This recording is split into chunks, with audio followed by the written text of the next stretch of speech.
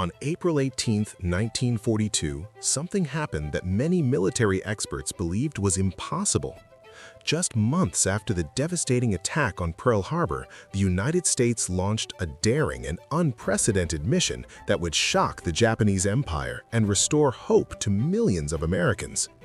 In the middle of the Pacific Ocean, 16 American bombers prepared to take off from the deck of an aircraft carrier, something no one had ever done before. Their target was the heart of Japan itself. The mission was incredibly dangerous, and the pilots knew that many of them might never return. Yet they flew anyway, determined to send a message to the world. America was still fighting. The story begins on December 7, 1941, when Japan launched its surprise attack on Pearl Harbor in Hawaii. In a matter of hours, the attack destroyed battleships, aircraft, and killed more than 2,000 Americans. The entire country was stunned. The United States had suddenly been dragged into World War II, and the American public demanded a response. The problem was that Japan was thousands of miles away across the Pacific Ocean, and at that moment, the United States had very limited options to strike back quickly. Military leaders began searching for a way to hit Japan directly. The idea that eventually emerged seemed almost impossible at first. What if American bombers could take off from an aircraft carrier, fly to Japan, bomb military and industrial targets, and then continue flying until they reached friendly territory in China? No one had ever attempted something like this before. Medium bombers were large aircraft that normally required long runways to take off. An aircraft carrier deck was extremely short by comparison. The plan sounded reckless, but in desperate times, bold ideas often become reality. To lead the mission, the military chose Lieutenant Colonel Jimmy Doolittle, an experienced and highly respected pilot. Doolittle immediately understood the enormous risks involved in the operation. The crews would be flying deep into enemy territory with almost no margin for error. They would take off from the aircraft carrier, attack Japan, and then fly toward China, hoping they had enough fuel to reach safety. If they ran out of fuel, the crews would have no choice but to crash land or parachute into unknown territory. Training for the mission began in complete secrecy. The selected pilots practiced extremely short takeoffs again and again, learning how to push their aircraft to the absolute limit. The bomber chosen for the operation was the B-25 Mitchell, a powerful twin-engine aircraft that had proven reliable in combat. Still, launching such a plane from the deck of a ship had never been done before. Every pilot knew that once they began their takeoff run, there would be no turning back. In April 1942, 16 B-25 bombers were loaded onto the deck of the aircraft carrier USS Hornet. The sight was remarkable.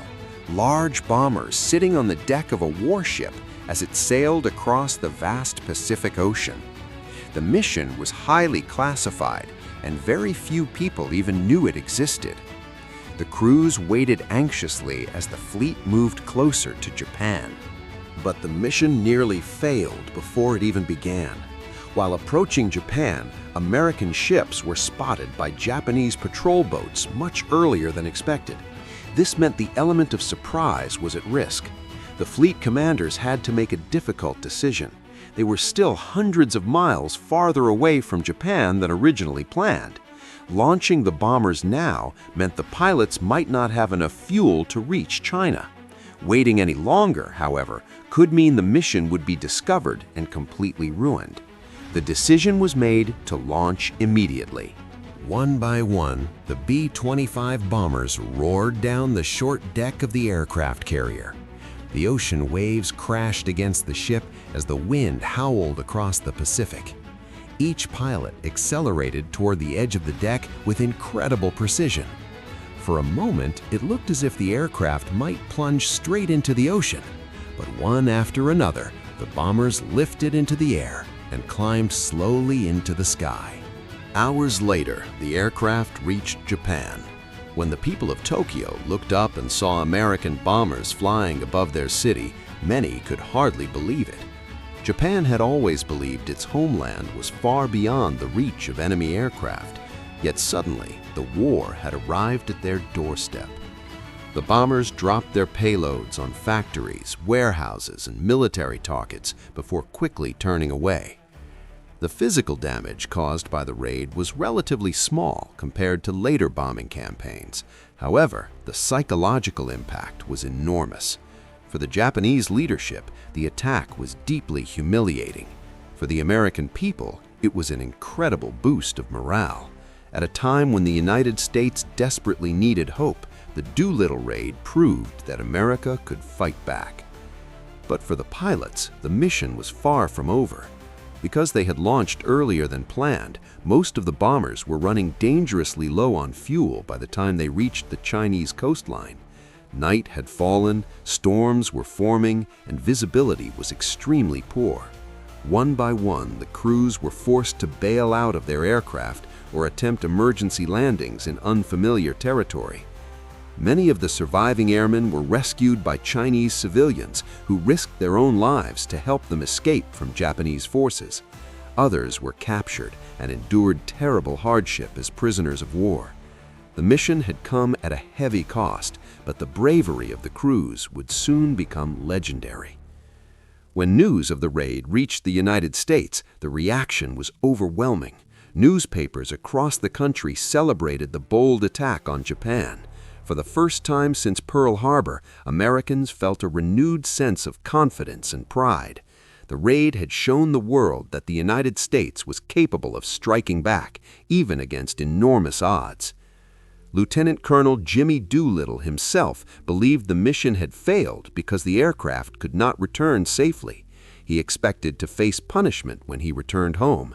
Instead, he was awarded the Medal of Honor and celebrated as a national hero.